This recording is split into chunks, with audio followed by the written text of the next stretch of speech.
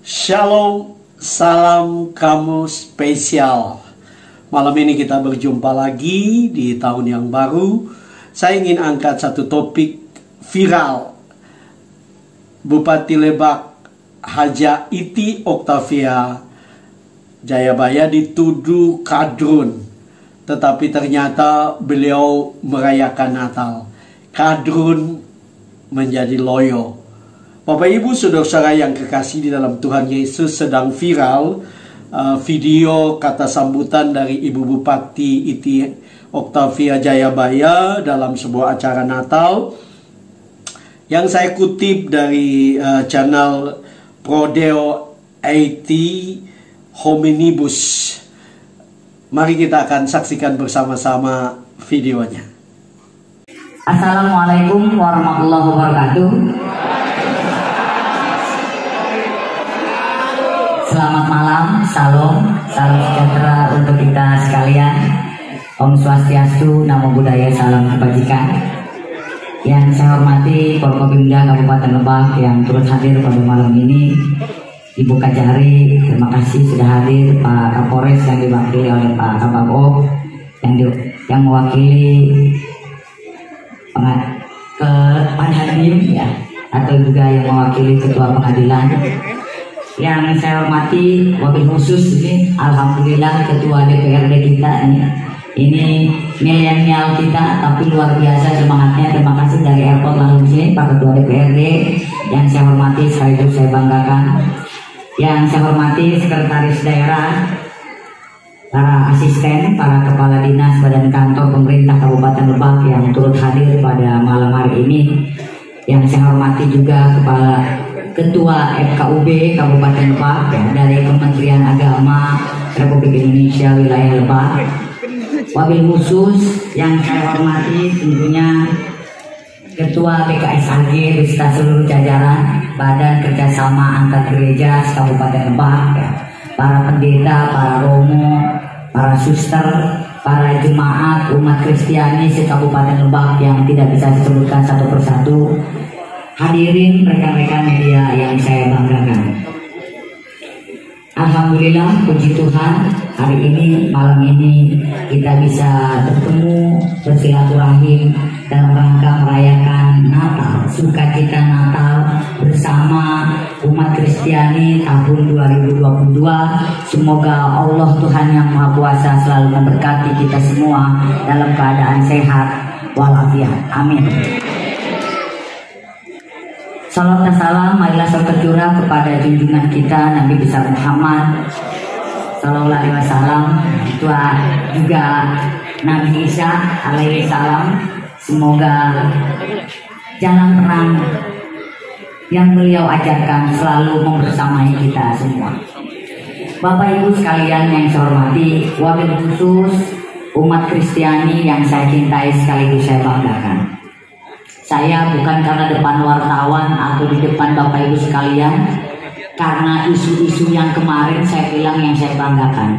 Karena tadi sudah disampaikan oleh Pak Pendeta Gideon ya, saya bilang tadi bisikin ke Pak Hason, 2 tahun kita enggak pertemuan Natal bersama, kayaknya Pendeta Gideon tambah subur ini.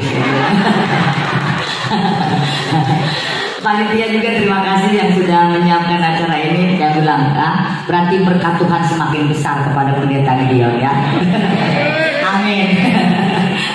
Biar Pak Pendeta senyum gitu, karena Bupati itu kalau mungkin dikenalnya, mungkin ada saudara-saudara yang umat Kristiani yang dari luar Lebak yang hadir pada malam ini, mungkin melihatnya selalu di YouTube Bupati Lebak itu marah-marah aja katanya. Padahal ya 1 banding 1 juga, 1 banding 10 ya Pak Alton. Jadi, nah kalau tadi itu isu-isu tadi itu saya berharap tadi itu bisa terus memperkokoh kita, semakin memperkokoh kita justru di Kabupaten Lebak, bahwa Kabupaten Lebak ini adalah kabupaten yang inklusif ya, terbuka dan toleran. Ini yang kita rasakan bersama-sama dengan adanya gereja-gereja yang ada di Kabupaten Lebak, dan kita selalu bergandengan tangan dalam menghadapi apapun, apalagi untuk kemajuan pembangunan Kabupaten Lebak. Salah satunya saya ucapkan terima kasih, semoga Tuhan membalas seluruh kebaikan seluruh jamaah. Tadi sudah menyampaikan bantuannya untuk saudara-saudara kita yang mengalami bencana, dan umat Kristiani baik itu seluruh BKSAG dan juga Vihara selalu berada di garda terdepan untuk membantu kemanusiaan yang ada di Kabupaten Lebak. Nah, tentunya kita memang bukan saudara dalam iman, tetapi kita saudara dalam kemanusiaan. Ya. Jadi agamamu, agamaku. Inilah bentuk toleransi kita, saling menghargai satu sama lain. Nah, kalau saya yang ketua kita nih, saya nih Pak Pendeta, Romo ya, para jemaah Kristiani semuanya, kalau saya diisukan seperti kemarin itu sudah biasa, karena saya seorang politisi gitu ya. Apalagi ini tahun-tahun politik, mungkin isu tentang itu tuh semakin seksi kali ya, gitu. Jadi ya kalau saya mengambil hikmahnya saja, hikmah saya hikmah positif. Kalau selama ini orang mungkin kenalnya Rangkas Bitung tidak mengenal Lebak dengan apa trending ya, menjadi trending topik nomor 2 di Twitter gitu, Bupati Lebak, orang semakin penasaran untuk datang ke Lebak dan mengunjungi Lebak. Itu yang saya ambil sisi positif. Jadi makanya jadi teman-teman media kemarin yang menghubungi saya, Bupati klarifikasi. Untuk apa saya bilang klarifikasi? Toh saya memang tidak pernah ada apa-apa. Saya damai-damai saja. Kami hidup berdampingan satu sama lain ya. Nanti saya klarifikasi, yang dikutipnya lain lagi. Judulnya apa, isinya apa, nanti dikutip beda lagi. Udah biarkan aja, jalan aja. Toh saya memang rencananya juga mau hadir jauh sebelum kejadian itu. Pak Hasan bilang ke saya 1 bulan lalu, saya sudah ya Pak jadwalkan ke protokol Pak, supaya terus kemudian BKSAG mau audiens, nggak usah audiens lagi lah, insya Allah saya datang, karena khawatir BKSAG saya nggak datang, ditambah itu kemarin saya bilang nggak menyurutkan niat saya untuk silaturahim kepada umat Kristen. Jadi nah perlu Bapak Ibu diketahui, termasuk juga rekan-rekan media. Nah, kalau berbicara intoleran, saya selaku pimpinan yang diberikan amanah oleh masyarakat Kabupaten Lebak, sejak tahun 2014, pejabat-pejabat saya tidak pernah membedakan ras, suku, agama. Ya, salah satunya ini Pak Hasan, ini kepala dinas andalan kita, Menteri Keuangan, bukan kaleng-kaleng. Ini Menteri Keuangan yang ngatur uangnya pemerintah Kabupaten Lebak. Di Kabupaten Lebak ini beliau. Ya, Pak Hasan, ada Pak Prengki, Direktur BUMN, ada Dr. Nancy, Wakil Direktur Rumah Sakit, ada Ibu Sri, Sekretaris Dinas BP2KB, P3A, kemudian juga ada Iru, bagian keuangan yang mengatur operasional keuangan saya di Setda. Ada Erwin dan lain sebagainya yang saya tahu. Banyak pejabat-pejabat kita yang memang kalau memang mumpuni dan punya kapasitas dan kapabilitas, saya tidak pernah memandang agama atau suku. Tetapi tadi itu kita dalam kebinekaan bersama-sama untuk membangun Kabupaten Lebak ini. Jadi boleh dikata ya Pak ya, tidak pernah saya membeda-bedakan itu. Jadi kita itu tadi guyung kebersamaan ya. Jadi kalau persatuan dan kesatuan dan kebersamaan ini yang harus kita kedepankan bersama-sama membangun Lebak. Nah, karena Lebak ini saya selalu katakan bukan milik aku, bukan milik kamu juga, tapi milik kita semua. Maju mundur yang Kabupaten Lebak tentunya berada di tangan kita bersama. Nah, sekali lagi saya mengucapkan terima kasih kepada seluruh umat Kristiani yang sudah bahu-membahu berkontribusi di dalam pembangunan Kabupaten Lebak ya. Jadi Kabupaten Lebak tetap kondusif, isu-isu apapun ya Pak Kabagop, biarkan saja anjing menggonggong kapilah berlalu. Semakin kita diisukan seperti itu, intoleran, semakin kita semakin solid, semakin kompak. Kalau tadi Pak Ketua ada pantun, saya nggak bisa. Saya selalu bilang ini aja, ayo ting-ting makan opak, yang penting kita kompak aja deh. Apa orang dikate biarin aja, yang penting kita kompak. Nah tentunya, nah perayaan Natal ini tentunya dalam teks suci ya, bahwa Isa itu adalah apa? Orang yang insan ya, insan yang rendah hati, orang yang rendah hati, orang yang memiliki seorang nabi yang revolusioner ya, termasuk juga nabi-nabi yang lainnya. Makanya ajarannya itu harus kita jalankan dengan seluruh-seluruhnya.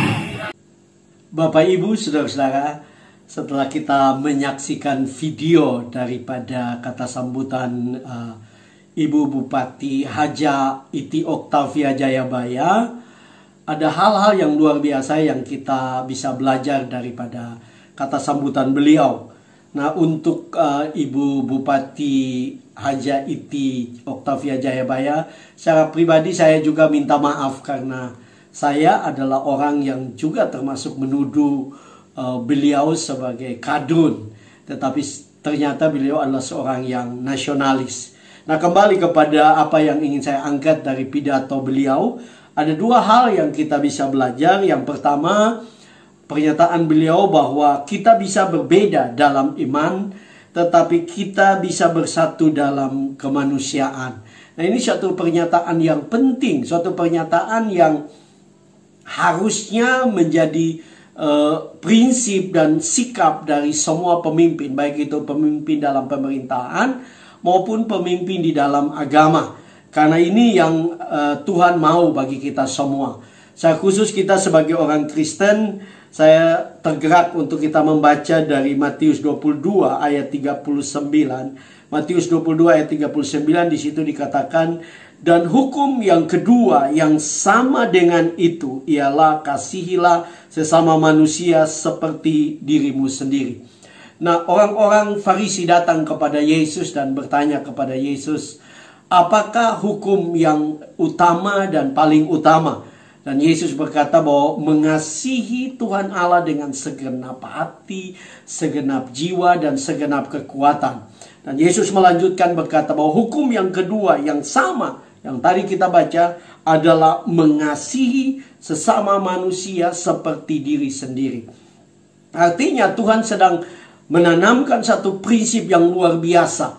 Ada seorang pakar etika dan moral yang berkata bahwa Yesus membawa satu etika, satu hukum moral yang sangat tinggi, yaitu mengasihi sesama manusia seperti diri sendiri. Bahkan di dalam ayat yang lain Yesus berkata bahwa kita harus mengasihi musuh kita. Orang yang membenci kita pun kita harus kasihi. Kita harus berdoa bagi mereka. Ini sesuatu yang luar biasa.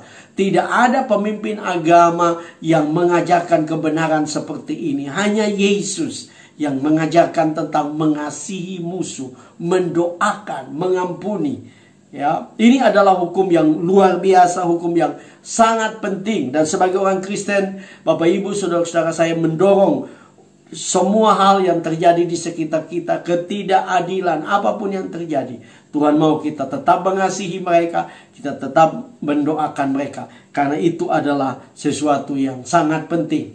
Mengasihi sesama manusia seperti diri kita sendiri. Yang kedua, dalam pidato beliau adalah Isa Al-Masih, seorang yang lemah lembut dan rendah hati. Nah, ini satu pernyataan yang luar biasa karena memang Yesus dikenal sebagai satu pribadi yang sangat lemah lembut, sangat mengasihi. Bahkan Yesus tidak pernah berbuat dosa sesuai dengan pernyataan Alkitab.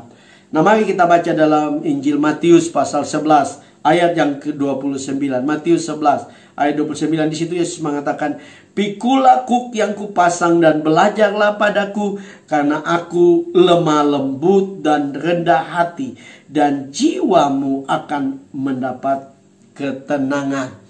Yesus mengajak kita sebagai orang Kristen untuk mengikuti apa yang Dia ajarkan, apa yang menjadi ciri kehidupan, menjadi gaya hidup dari Kristus, yaitu lemah lembut dan rendah hati. Ya, mari Bapak Ibu saudara-saudara yang kekasih dalam Tuhan Yesus, biarlah kita belajar dari Kristus sendiri untuk kita tetap menjadi pribadi yang lemah lembut di tengah-tengah dunia yang penuh dengan kekerasan, kebencian, ya bahkan kemarahan untuk membunuh orang yang berbeda dengan kita, berbeda agama dengan kita. Mari kita tunjukkan bahwa seperti Kristus lemah lembut, kita pun harus lemah lembut. Seperti Kristus yang rendah hati, maka kita juga tetap rendah hati. Kenapa? Kalau kita memiliki sifat ini, Yesus mengatakan, dan jiwamu akan mendapat ketenangan. Orang-orang yang lemah lembut, orang-orang yang rendah hati, Bapak Ibu saudara, adalah orang-orang yang paling tenang. jiwanya paling tenang, orang-orang yang paling bahagia di tengah-tengah dunia ini. Sekalipun dunia bergoncang, dunia penuh dengan berbagai masalah, orang-orang percaya akan terus tenang. Kenapa? Karena Kristus ada di dalam diri kita. Dia tinggal di dalam kita. Dia yang menguasai kehidupan kita. Dia yang memimpin kehidupan kita. Sehingga kita mendapatkan kebahagiaan. Bagi Bapak Ibu Saudara-saudara yang belum mengenal Yesus sebagai Tuhan dan Juru Selamat pribadi, belum menerima Dia, buka hatimu, terima Dia malam ini. Supaya apa?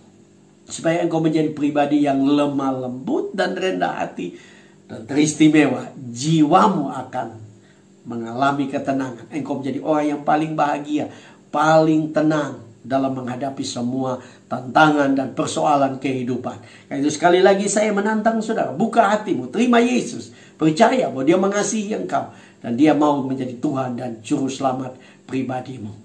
Bapak Ibu Saudara yang diberkati dengan video ini, jangan lupa like, subscribe, karena subscribe itu gratis. Jangan lupa komen, dan juga Bapak Ibu Saudara menekan lonceng sehingga setiap kali saya mengupload video, Bapak Ibu Saudara mendapatkan notifikasi. Dan kalau Bapak Ibu Saudara diberkati, jangan lupa bagikan video ini agar lebih banyak orang diberkati dan nama Tuhan dipuji, dimuliakan. Saya percaya Bapak Ibu Saudara yang membuka hati dan mendengarkan kebenaran firman Tuhan ini akan diberkati oleh Tuhan. Shalom.